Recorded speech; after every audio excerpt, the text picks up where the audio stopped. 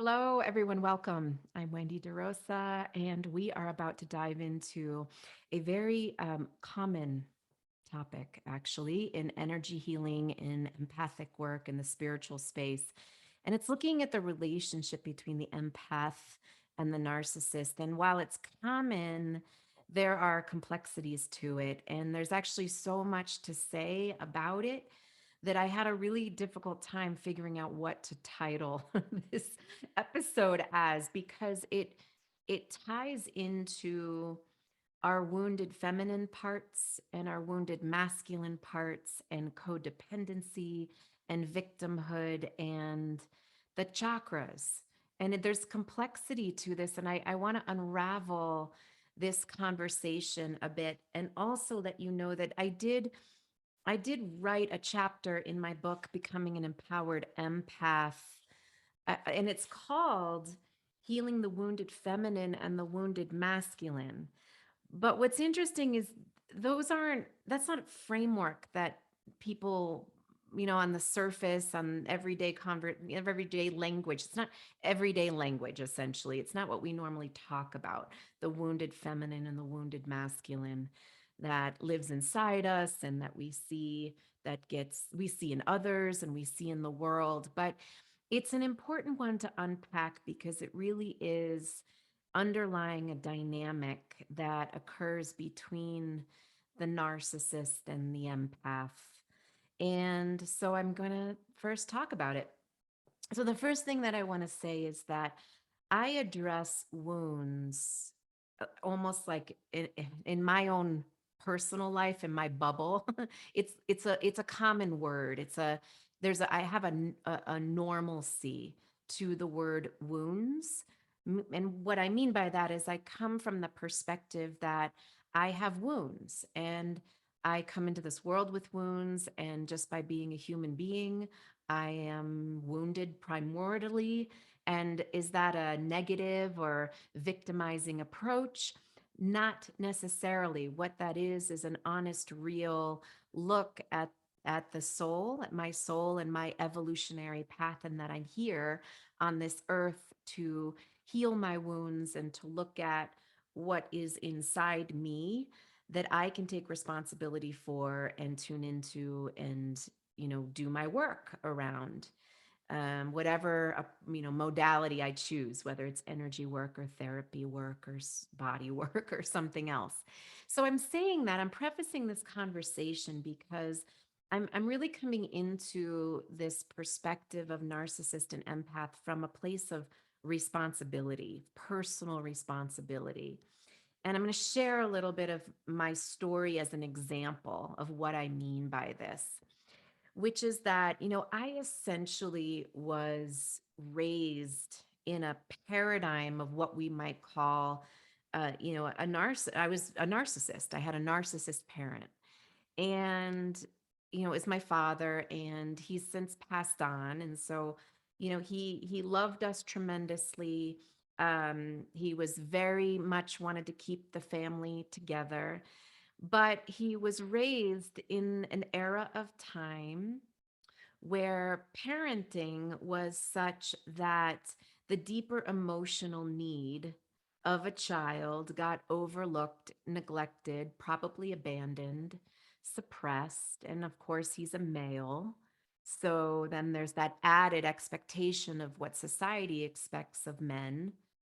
And, out of that, he experienced his life with his wounds. And out of that, there was a complete overlooking of uh our deeper emotional need and of parenting from this perspective of what he needed or from his wounds that really left a level of abandonment on an emotional level for me, and also the level of inability to apologize or say I'm sorry or take responsibility, or there's a lot that went under this whole paradigm of being raised in from narcissistic parenting or from a narcissist.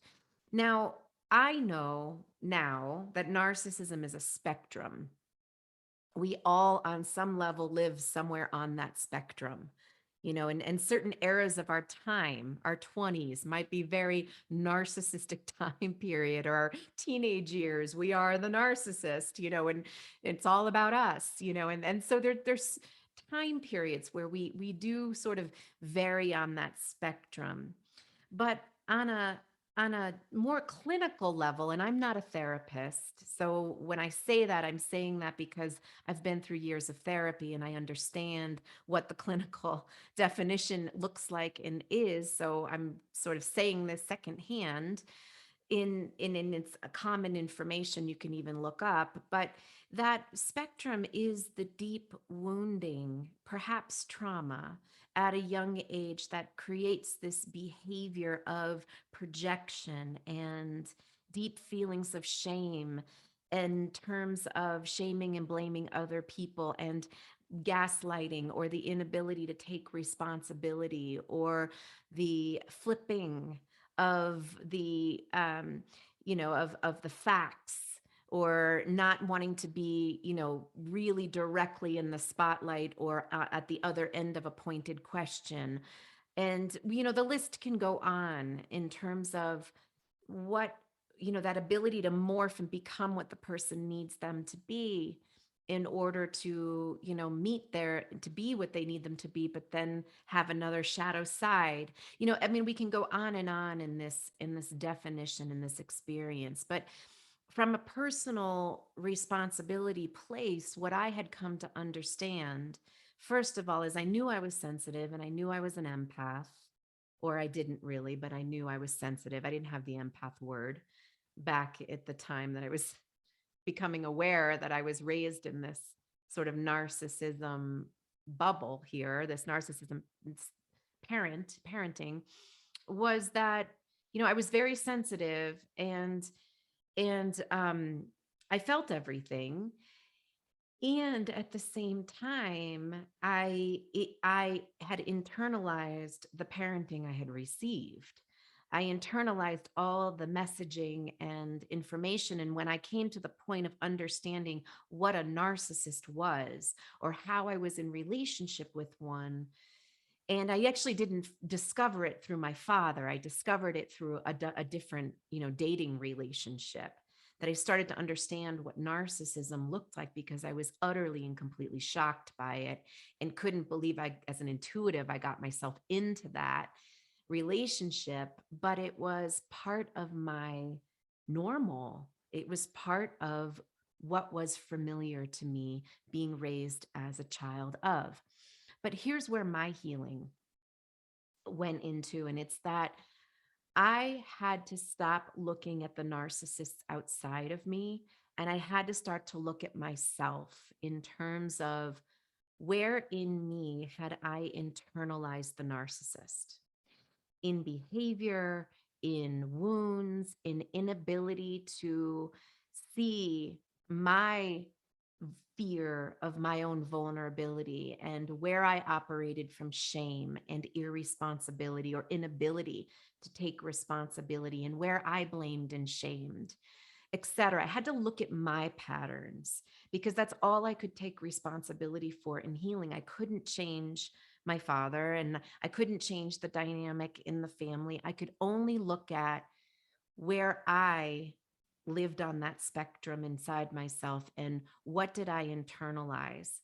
And I've walked into my therapist office and said, am I a narcissist? And she pulls out the dictionary and reads it to me and says, do you think that's you? There isn't an ounce of me believes that it's you. Now, have you internalized some of these behaviors? Possibly. Yes, maybe. And so let's look at that. And so I had to do that level of work inside myself, which took me on a deeper path. And here's the path I'm sharing with you in relationship to the empath and the narcissist, which is this: the empath is someone who feels the energy of other people.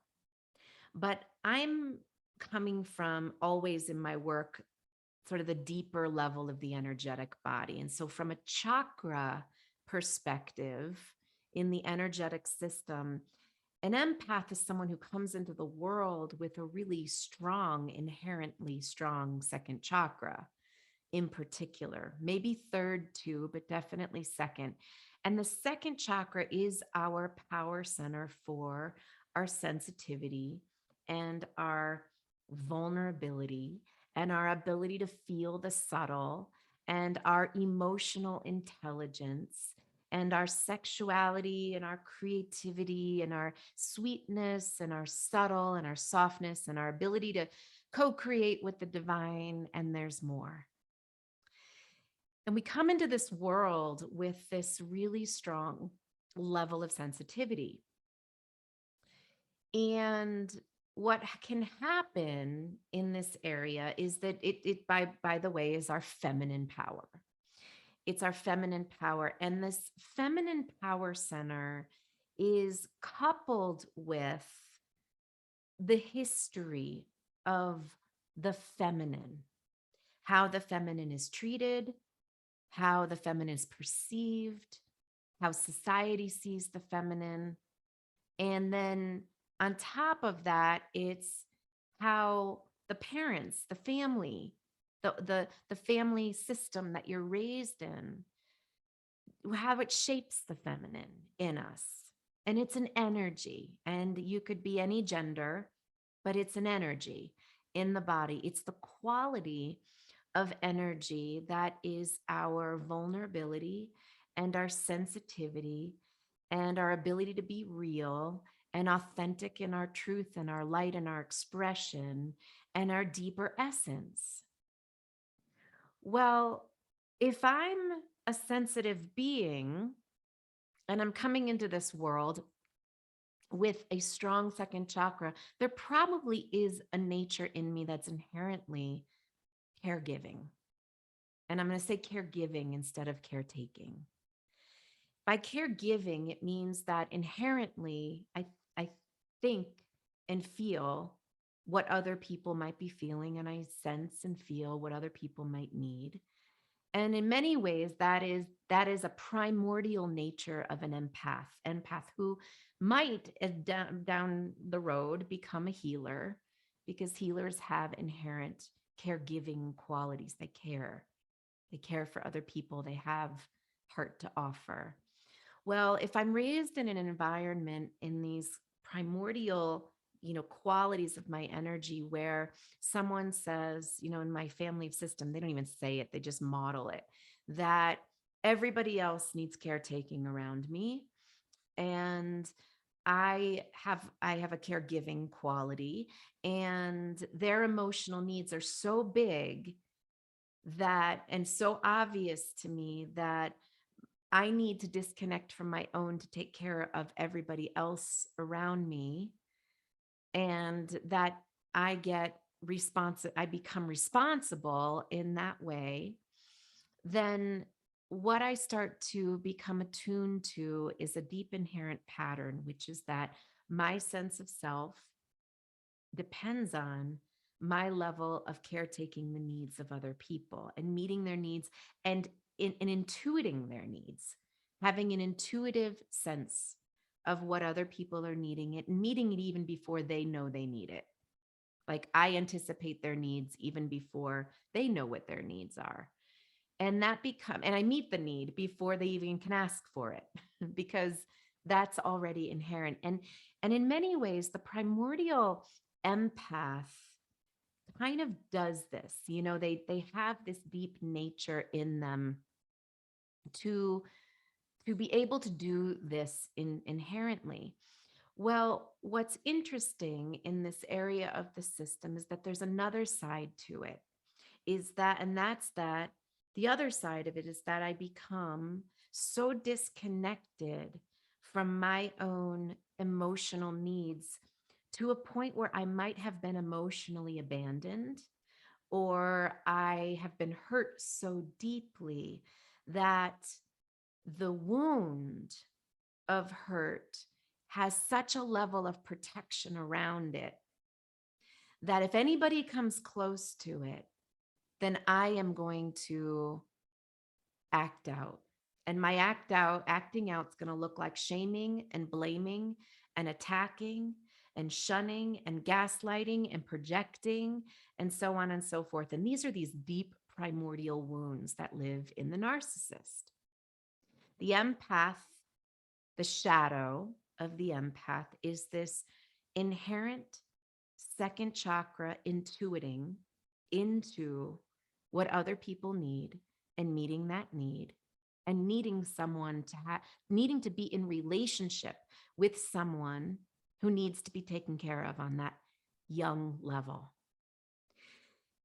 The narcissist, on the other hand, is operating from the place of being deeply hurt to the point where protection has instilled, and that protection is a form of wounding and acting out. And in that acting out, the ways I just explained, in that, this dynamic, both of them are operating out of wounded second chakra energy. And what this is coming down to is the fact that the second chakra ultimately is our feminine power and a wounded power center, historically in our bodies, personally, probably in our family life, and in the collective. The feminine is in many ways in the collective has been wounded. And it becomes wounded by the fear that the wounded masculine has of it. And so I'm going to break this down.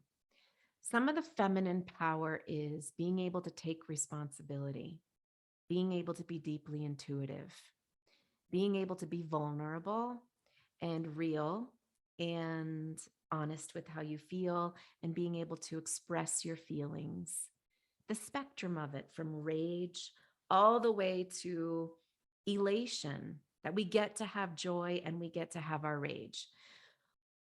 Well, many of us have been raised with the societal understanding and the structure, and sometimes it's cultural, but I've now seen this in across cultures, where there is ultimately an aspect of the masculine that is wounded, and we might call that the patriarchy. The patriarchy fears, controls, dominates, oppresses. And it's acting out on the feminine that becomes wounded. And the wounded aspect of the feminine is powerless, victimized, and loses connection to its deeper self, overrides its own intuition, doesn't know who it is. And so what happens in the narcissist and empath dynamic is that the wounded feminine, in this case, will say the victimized empath, the empath who is not empowered, the empath who is absorbing and taking on energy from everyone else around them and caretaking, because their caregiving has become overwhelmed or imbalanced, or they have lost caregiving to themselves, that this aspect of wounded feminine becomes victimized, becomes powerless, becomes validated only when it is caretaking and meeting the need of the other person, meeting their emotional needs. They have become the peacekeeper. They have become the caretaker. They have become this codependent in many ways. They have lost connection to themselves. So when we're talking about the empath in relation to the narcissist, we're not talking about the empowered empath. We're talking about the wounded empath or the overly empathic empath who's operating from wounded feminine. The wounded feminine is in relationship then with the wounded masculine. And the wounded masculine is the patriarchy. It, it values its own importance. It is inflated. It is, it is fearing the feminine. It fears emotions. It fears vulnerability. It's scared to be honest and vulnerable and real, and emotions are scary things. It acts out, it shames, it blames, it oppresses, it controls, it projects. This is the dynamic that plays out in the wounded masculine. Now, in relationship, I can say, well, I am, we'll just put it in present tense and I'll just say it from in first person, for example. I'm in my wounded feminine. I am an overly empathic empath, and I am in relationship with a narcissist that's operating from their wounded masculine. But really, these energies exist in every single one of us. I have a wounded masculine inside me, just as I would have a wounded feminine inside me. So the way that we heal this dynamic isn't about shifting the relationship externally just yet. If you were saying, how do I heal? I'm in relationship with a narcissist and it plays out this way externally. But what I would say to you is that that sounds to me like your wounded feminine needs healing. Because as we heal our wounded feminine, no matter your gender, what that looks like is that we start to give ourselves permission to have our feelings.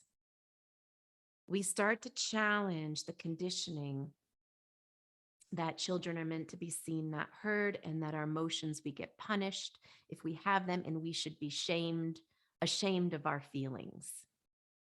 We start to give ourselves permission to have the emotions, and that's the first step towards vulnerability towards ourselves. We start to recognize that, oh, my young feminine in my body, no matter your gender, needs to caretake this person on this level. It's not them, it's me. I needed to do that.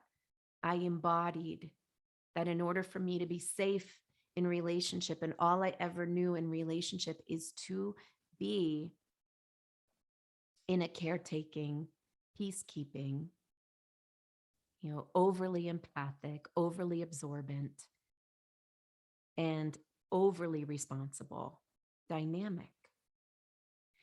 So if I were to now shift this dynamic, I'm stepping on a path, and the path is vulnerability, and it's being with your emotions, and it's giving yourself permission to be very, very honest and truthful with yourself about how you really feel. Getting to know your emotions, giving yourself permission to feel them. But what this is this is about you not staying in your head about this conceptually, but dropping into your second chakra in your pelvis and recognizing that not only are you in this, but women have been in this throughout time. The feminine has been in this throughout time, men included. And I'll say this, that men have a wounded feminine. Their wounded feminine is that men are need to toughen up. They're not meant to feel their feelings. There is immense shame around being sensitive. They have to be tough. They have to man up. They have already been living in their system with a wounded feminine. The narcissist lives in their system with a wounded feminine.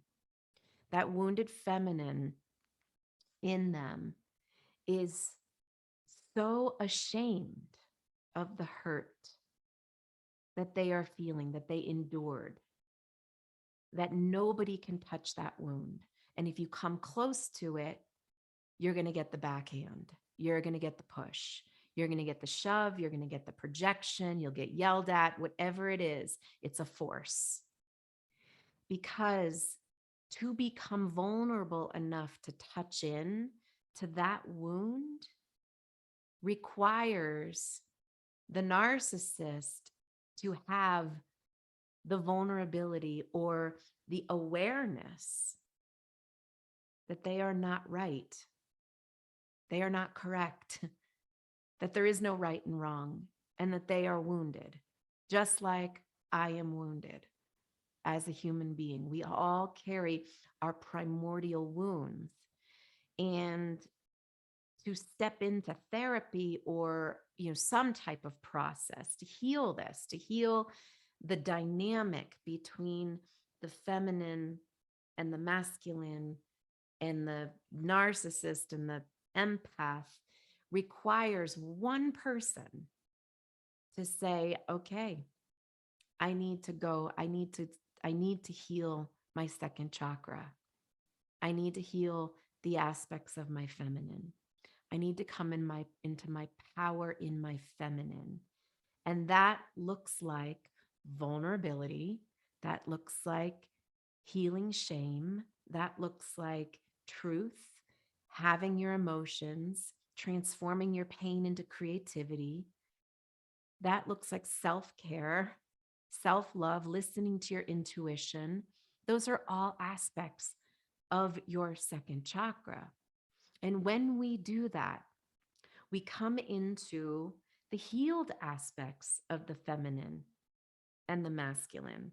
The healed aspects of the feminine are just what I named, plus it's the empowered empath. The healed aspects of the masculine are protector and connection to their own feminine, that they're coming from a deep sense of emotional intelligence and being able to understand their bravery, their courage, their productivity, their manifesting ability comes from deep inner connection and awareness of the feminine. It yields to the feminine. It's that yin yang symbol that they work together, that they're not opposing and they're not domineering to each other or shaming or fearing each other, that our wounded masculine parts learn that its shadow is going to be healed by its recognition of its own feminine. And this is the healing that needs to occur for the empowered empath and honestly the healed masculine to be in relationship with each other. And the path may look like therapy. It might look like a men or women's group or a program or a books or whatever it is, but it's this awareness that the feminine in us needs to be healed because it's not always related to our personal lineage or our own epigenetics. It might actually come from the history that we subconsciously carry in our body on the collective level. The feminine has been historically shamed. It's historically been told it's bad and wrong. And out of that experience of the feminine carrying those deep primordial wounds comes things like emotional dysregulation disorder, like we call that, that's borderline personality disorder. Also, narcissism. It comes out of the wounded feminine inside our bodies. And we are all here to heal the dark feminine and the dark masculine that lives inside each one of us. And that is not, and we see it reflected externally, but we can't always heal or control or anything outside of us all the time. But we can do is do our own deep healing work here by reconnecting to the power of your feminine, healthy feminine energy, no matter your gender, and reconnect to the power of your second chakra. Just doing that alone rebalances the masculine and feminine in your body. Just giving the depleted part nurturing rebalances this dynamic. And part of that might be that the relationship doesn't last. It might be that you become so healed that you step into your power, that you make different choices. That might be it. It just depends. There's no predictions here. There's just the value of your second chakra power that is worthy of healing in this lifetime. That you look back on your life in this lifetime and say, I'm so glad I tuned in to this area of my body. Later in life, looking back, I'm so glad I turned to heal my own feminine, that I've learned about vulnerability, and I've dove into my shame, and I've healed my disconnection from my emotions. All of that helps us become more embodied, connected, real, so that we are learning how to be with ourselves in relationship with others. So the empath no longer needs to disconnect from yourself to be in relationship with the narcissist.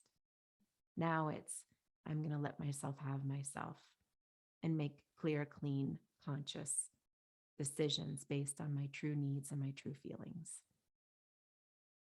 So I hope this helps. And I just will add that there is a chapter in my book, again, Becoming an Empowered Empath, on this, and a healing in there, a guided meditation that might help you also connect to your second chakra and to the feminine in this area of your body. It's another way to take this a step deeper. And so I hope this supports you. I hope this gave you some insights to connect to yourself and your body. And I look forward to connecting with you soon in our next episode.